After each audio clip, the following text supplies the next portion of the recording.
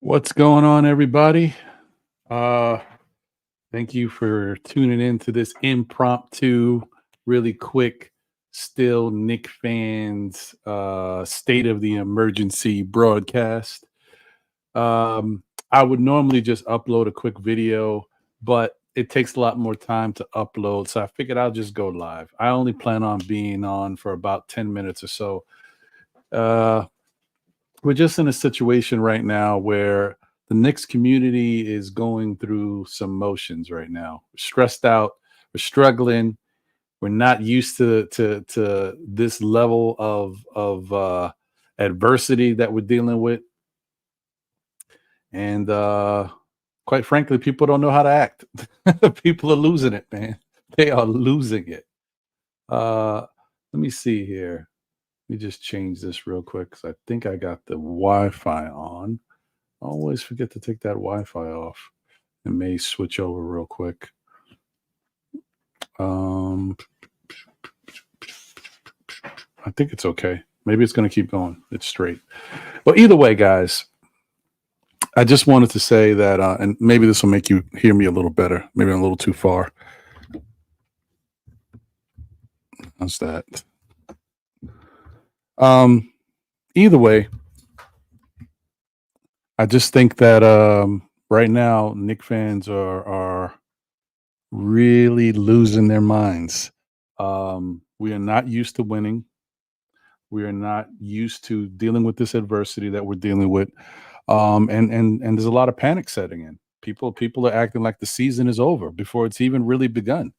We're at the halfway point, guys. We're right on the All-Star break. The Knicks have one more game tomorrow against the Orlando Magic. Hopefully they can right the ship and get that losing taste out of their mouths. But even if they don't, guys, even if they don't, we are still in a really good position. We are getting some promising news. Julius Randle is starting to do some workout stuff, getting himself right, getting back together. Hopefully, he'll be ready to go right after the All-Star break, or even a game or two right after that. Either way, man, it's a good sign. Things are pointing in the right direction.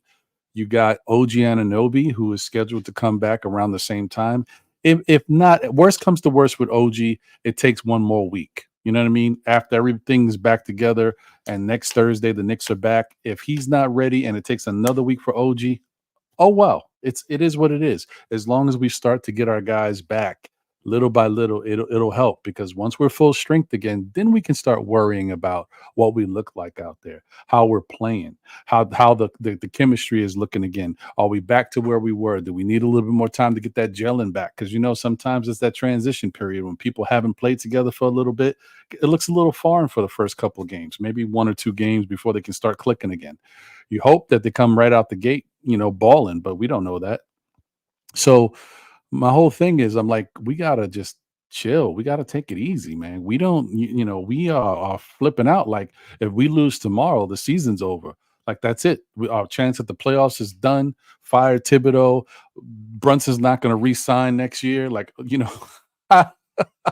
like, we are really flipping out, and we got to take it easy. A lot of people going crazy right now. And I'm just here to say, chill. You know what I mean? Take it easy, relax. We're gonna be okay. Things are looking little wild right now, but understand that we've seen worse. And guess what? We are still Knick fans. We've been through tons of bad basketball play, bad games, bad refereeing. We've seen it all. And we've been good. We've come out on the other side. You know what I mean? There was times where our teams were trash. We didn't have a lot of talent. And yet we were still here watching, still arguing, still talking about them. When they played good, we were happy. You know what I mean? Then we had years back in the 90s, if some of you were fortunate enough to see the Knicks then, where the Knicks were great. I mean, truly fantastic. You know what I mean? And let's not even talk about the 70s. So my point is, this is nothing new. We have to just take it easy. We have to understand that, you know what, there's just going to be some trials and tribulations throughout the season. You're going to want to point fingers at everybody for different things that they are, doing or not doing. And I'm asking you to be patient and take it easy. People are all of a sudden talking about Thibodeau, and Thibodeau should be fired. And calm down. Is Thibodeau making all of the greatest decisions right now? No, he's not. But he's also not dealing with the same team that had incredible success in the month of January. He had a team that went 15-3. This is not that same team. We're dealing with a bunch of injuries. We're dealing with a bunch of bench and role players stepping up, trying to be, starters. And not everybody's a starter. There's a reason why guys are on the bench and are role players. Like, of course, once in a blue, when your team is going good and you got a guy out here and there, can other guys step up to help? Yes, but when you've lost Julius Randle, OG Anunoby, Isaiah Hartenstein, and if you want to throw in Mitch, fine. But I'm for these purposes, Mitch wasn't there when we won 15 games in January, so I'm not really using his name. But I mean, that's the three names I mentioned is enough. You know what I mean? So not having those guys and then expecting Tom Thibodeau to push all the right buttons using guys. One, not only is he, asking for guys to step up and do what the other guys were doing, or at least try to do what they were doing. He's got two new players on the team. You guys might say Alec Burks was here before. Yeah, Alec Burks was here before, but this is Alec Burks now. You know what I mean? Thibodeau didn't start this season with Alec Burks. Thibodeau wasn't practicing with Alec Burks. Alec Burks got to get right back in the system, get the swing of things, and find his role. There's certain things that maybe Alec Burks does a little differently with Detroit that he wasn't doing with the Knicks. All that stuff you got to get all the wrinkles out. And then not even to mention Bojan Bogdanovic, definitely a brand new player. There's some nice things that I think Thibodeau's starting to learn about him. But even with that, that's something that's going to take time. He's got to learn his role. The rest of the team's got to know where he's comfortable and all that stuff. That's a whole process. We need that to take time. But I will say it's looking pretty good. There's things there. Bogdanovich got some game, and stop trying to compare him to Fournier, because him and Fournier are not the same. Um, and obviously, I want to address what happened with the refs. I get it, guys. I know that the refs have been cheating us all year. We've had different moments, but the problem is these Knick players have to understand that the refs have been bad all season. Bunch of teams in the NBA have complained about the refs. You think we've got it bad? There's been some crazy calls. I mean, last night's call was it last night? Yeah, last night's call was crazy. Yes, it was a bad call, right? But there's been some really bad calls throughout this season. People getting thrown out of games for nothing. Like, there's been some bad calls. And we're talking about your star player getting thrown out of a game, and now you're forced to play without him. So there's been some wild stuff going on in the NBA. The refs have been horrendous. But as a team that has aspirations of trying to be a championship contender, you got to play through all of that. You just got to go out there and do what you got to do, and don't put the game in the refs' hands. That's like the cardinal rule. Every player knows that. Every coach preaches it. Do not put the game in the refs' hands. And the Knicks, from time to time, get in a situation where they put the game in the refs' hands. You say what you will. Do I know that the call was bad? Yes. Should the Knicks fight for the call? Whatever. If they want to play in overtime, if that works out, I don't care. I'm cool with it. I mean, who knows what's going to happen, but it is what it is. But the bottom line is the Knicks had a horrible first half. That first half of basketball was bad. It just was. The Knicks didn't come out the gate firing on all cylinders. They weren't doing a lot of good things on the defensive side. As a matter of fact, Houston was kind of getting everything they wanted in that first half, especially in the first quarter, right? Um, and then you want to say in the second half, the Knicks played defense and they hustled and they did all that stuff. No, I'm not going to say that. You know what the Knicks did in the second half?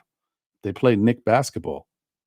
I don't need to say the Knicks played better defense. The Knicks did this. The Knicks shot better. The Knicks moved the ball better. The Knicks did that. I don't need to say that, because when the Knicks play good, that happens. See, that's what I want the rest of the Knicks fans to understand. When the Knicks play well, you can expect all of that because that's who they are. When they're playing like they should play, defense is great. Offense is great. They're moving the ball. That just comes with the territory. All the Knicks got to do is put the effort there and play smart. And last night to start the game, they were jacking a lot of threes. They were doing a lot of things and playing into Houston's game. Houston was being very physical with them.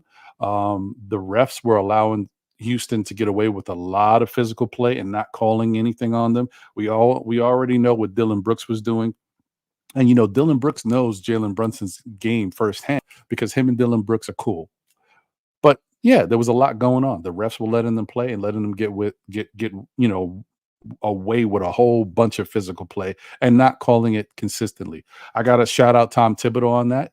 One of the things he always preaches when it comes to the refs, and you know what? You got to take him. He's a man of his words. Consistency. If you're going to not call fouls, then don't call fouls the whole game both ways. If you're going to call fouls, then call fouls both ways for the whole game.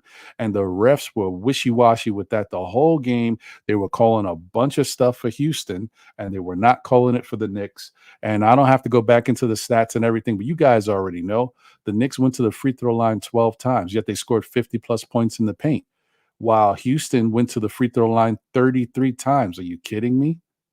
I mean, what more do you got to say? That alone and that horrible call at the end of the game tells you how the officiating was in that Houston Knicks game. That says it all right there. All I'm saying is we got to get away from that. As Knicks fans, our mentality's got to be our team is good enough to beat any team when they're healthy. And even if they're not healthy, they have a good enough effort and they have a good enough drive to compete with every team and give themselves a chance to win. And that's these Knicks. That's who they are. And they had that same chance last night. Dylan Brooks shot, another reason why the Knicks lost is because, I'd already mentioned the first half and how they played, because the Knicks played the way they played in the second half and the first half as well. We wouldn't be talking about it. It would have been an easy win for the Knicks. The other thing is they let Dylan Brooks just shoot unconscious. Yes, he was hot, but I mean, once you've seen a couple threes go in or a couple shots from Dylan Brooks, a guy who hasn't been that consistently good lately, you got to do something. You got to stop something. You got to put a body on Dylan Brooks. I don't know, send him to the free throw line. He's not a great free throw shooter. Do something. Be a little physical with him. Where was our physical enforcer against Dylan Brooks? Who was the guy stepping up, taking control of the game and looking out for Jalen Brunson? Jalen Brunson can only do so much. He can't get physical with Dylan Brooks. He can try. He can, a little bit, but you need a bigger dude to come in and show some physicality. And we didn't have that last night. And that's part of the reason why Houston got away with a lot of stuff, which they shouldn't have got away with. But all I'm saying is when all of that is said and done, the Knicks still should have played better and they still had a chance to win the game. And in the end, it was a tie game when everything went down with the refs. So that just shows you the Knicks played horrible in the first half and still it was a tie game at the end of the game in regulation until those free throws. So it's no excuse.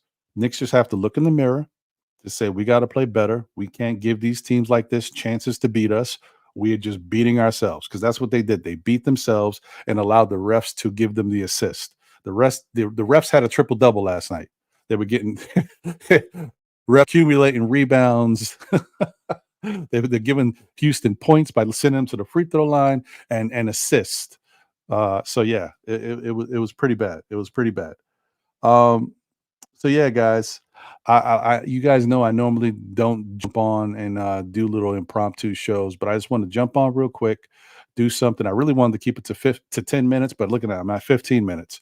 So yeah, that's pretty much it, guys. I just wanted to get that out and let it be known, man, that we okay, guys. Don't get too crazy, man. There's a lot of stuff we need to worry about. We just need to get healthy. Hopefully these injuries aren't that bad. Now we got another injury with Dante DiVincenzo. Hopefully he's okay. A little rest, a relaxation, get in the cold bath, the hot sauna, everything he's got to do. Get that hammy right, man. Listen, if they got to pull a Halliburton with Dante DiVincenzo and put him on a restriction, rest him up and only let him play a little bit, we got players here. And if things things are going to be what we think they're going to be when the All-Star break is over, we'll have some healthy bodies. And that's the time that you can rest Dante DiVincenzo, because we're going to need him if we want to do anything in this league. He's been a really good player for us. So shout out to everybody. Andios, Morning Brew, what's good? Frank Matos, Dripmore, Delano, what's good? Almighty Finesse, Ala Wise, Wiz, Space Ghost, Dripmore, D Coolest, Dan Marrero. We survived surveyed 100 people. Time is money. Donald Di Maselli, Space Ghost, White Falcon. Oh, sorry, Donald Di Michelli. You think I forgot? I didn't forget, my brother. I hope you're doing well, bro. I got it now. I got it. I just it had to click again. I like that, Di Michelli. Anyway, E. Gibson in the building. Appreciate all you guys. Thank you for tuning in. Like I said, I got to get myself to bed. Got to go to work in the morning. So I just wanted to jump on real quick. I was actually trying to do this earlier, but some stuff happened. Either way, yeah, I'm with you, D Coolest. Rest Brunson. He's clearly still hurt. Yeah, there's a lot going on. So what I'm gonna do after I end the stream, I'm gonna go back and I'm gonna read what your comments were, whatever you put in the chat. And if you put any comments after the show, I'll take a look at that and hopefully I can address it the next time I get on and we start talking about these New York Knickerbockers. But like I said, guys, we are good. We are okay. Stop stressing. We're going to be fine. And remember, throughout it all, we are still Knick fans. This has been a still Knick fans state of the emergency. We out.